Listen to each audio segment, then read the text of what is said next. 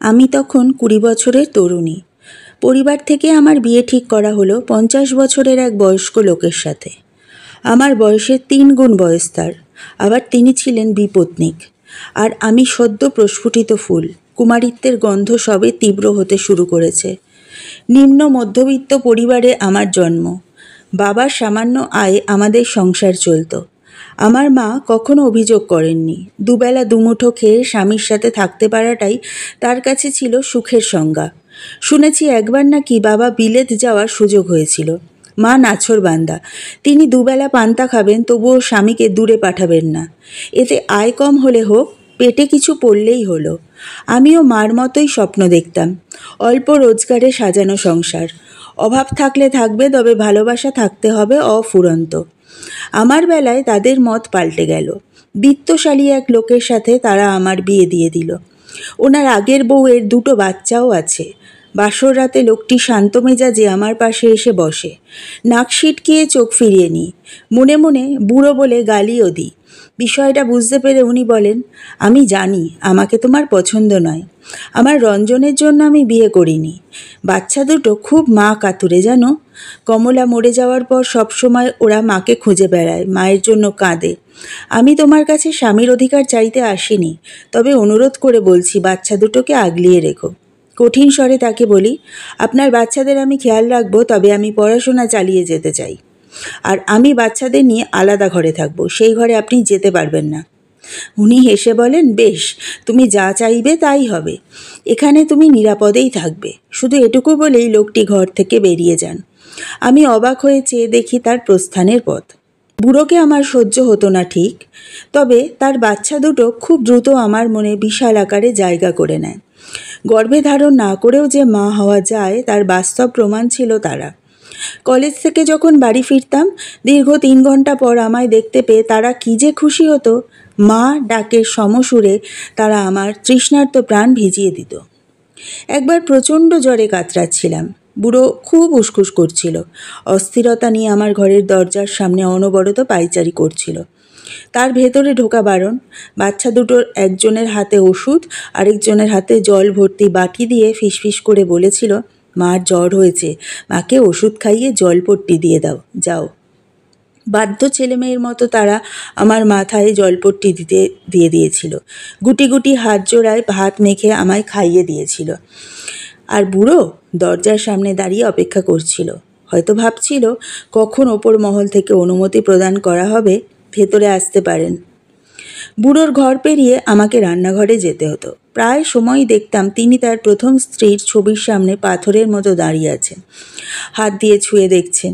প্রথম দিকে বিষয়টা ভালো লাগলেও পরে খুব রাগ হতো। কেন হতো বুঝতে পারতাম না। পুজোর আগের দিন আমি রান্নাঘরে পায়েস রান্না করছিলাম। বাচ্চা দুটো বায়না করেছে তারা গুড়ের পায়েস খাবে। আমিও উৎফুল্ল মনে আমার বাচ্চাদের জন্য রাঁধছি। এমন সময় মানুষটা রান্নাঘরের সামনে এসে দাঁড়ালো। হাতে বেশ বড়সড় বাদামি রঙের একটা প্যাকেট। উনি সামান্য ঝেড়ে কেশে বললেন, এটা তোমার জন্য। আমি বললাম, কি আছে এতে? কাজ শেষ করে খুলে দেখো, আশা করি তোমার পছন্দ হবে। এই টেবিলের ওপর প্যাকেটটা রেখে গেলাম। উনি চলে গেলেন। আমি রান্না শেষ করে প্যাকেট হাতে নিজের ঘরে চলে এলাম। খুলে দেখি খুব দামি একখানা শাড়ি, সাথে একখানা চিরকুটও আছে, তাতে লেখা, তোমায় নীল আর সাদায় বেশ মানাবে। জানি আমার জোর করার অধিকার নেই, তবুও আগামীকাল শাড়িটা পরলে খুব খুশি হব। শাড়িটা আমার পছন্দ হয়নি, কিন্তু চিরকুটের কথাগুলো আমায় বাধ্য করেছিল পুজোর দিন শাড়িটা পরতে। বুড়ো সেদিন গভীর চোখে আমার দিকে তাকিয়েছিল। অনেকবার চোখে চোখ পড়েছে। লজ্জায় সে অন্যদিকে চোখ ফিরিয়ে নিয়েছে ঠিকই, কিন্তু পুনরায় তাকানোর লোভ উপেক্ষা করতে পারেনি। প্রতিদিন গভীর রাত পর্যন্ত লোকটি চিলেকোঠার ঘরে টেবিল ল্যাম্প জ্বলত। ধূসর রঙের এক ডায়েরির ওপর সে মুখ থুবড়ে পড়ে থাকত। বিরামহীন কিছু না কিছু লিখে যেত, আর লেখা শেষে চশমা খুলে চোখ জোড়া কচলিয়ে যত্ন করে ডায়েরি তুলে রাখত, যেন কোনো মূল্যাতীত বার্তা রাখা আছে সেখানে। বুড়োর চায়ের নেশা ছিল। একদিন বিকেলে অসাবধানবশত চায়ের সসপ্যান ফসকে গরম জল আমার হাতের কিছু অংশে পড়ে। যন্ত্রণায় চেঁচিয়ে উঠি। তিনি আমার চিৎকার শুনতে পান, উন্মাদের মতো ছুটে আসেন। কি হয়েছে? হাতে গরম জল পড়েছে। কই দেখি। তিনি উদ্বিগ্ন মুখে এগিয়ে আসেন, আমার হাত ধরেন। সেই স্পর্শে কোনো চাহিদা ছিল না, কোনো আকাঙ্ক্ষা ছিল না, তবে মিশেছিল অনুরাগ, না বলা অনেক অনুরক্তি। সেদিন তিনি আমার হাতে বার্নার লাগিয়ে দিয়েছিলেন। আমি কোনো প্রতিবন্ধকতা সৃষ্টি করিনি। মানুষ বেঁচে থাকলে বদলায়, আমিও মানুষ। এ নিয়ম অবজ্ঞা করার সাধ্য কি আমার আছে? Blessings are not valued till they are gone, প্রচলিত সত্যি। দাঁত থাকতে মানুষ দাঁতের মর্যাদা বোঝে না। মানুষ সঠিক সিদ্ধান্ত নিতে কখনো কখনো এতটাই দেরি করে ফেলে, ফলাফল হয় শূন্য। বেশ কয়েকদিন ধরে বুড়ো তীব্র মাথার যন্ত্রণায় ভুগছিলেন। রাতে ঘুমোতে পারেন না। অবস্থা বেগতিক দেখে তাকে বললাম ডাক্তার দেখাতে।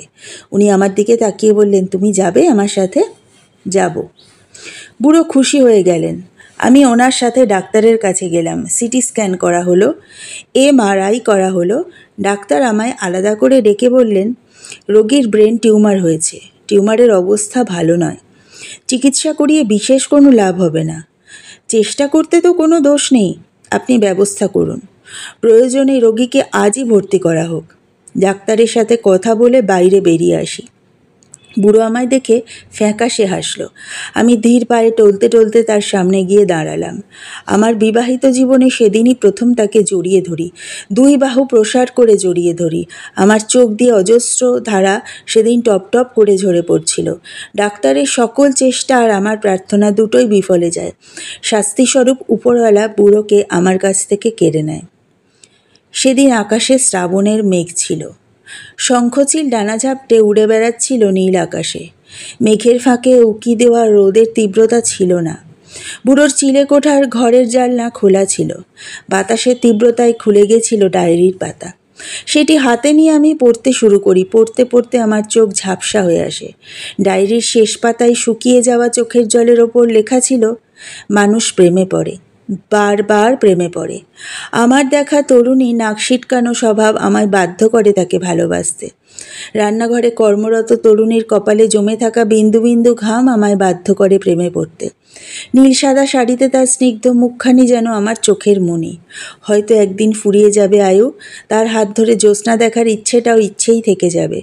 তার দীঘল কালো চুলের ঘ্রাণ নেওয়া আর হবে না। লুকিয়ে তার রোদে ভেজা সেই মুখ আর দেখা হবে না। আমার বাচ্চা দুটোর সাথে তার খুনসুটি, সেই মূল্যবান মুহূর্তগুলো আর উপভোগ করা হবে না। জানি তার চোখে আমি অপরাধী, তবুও সে ভালো থাকুক, নতুন করে বেঁচে উঠুক তার স্বপ্নেরা। শুধু আফসোস থেকে যাবে, ভালোবাসি কথাটা হলো না বলা। আকাশ কাঁপিয়ে সেদিন আরও একবার কেঁদেছিলাম, চিৎকার করে বলেছিলাম, আর বুড়ো বলবো না তোমায়, শুধু একবার ফিরে এসো, একবার সুযোগ দাও ভালোবাসার। সে আর ফিরে আসেনি। মৃত মানুষেরা কখনো ফিরে আসে না।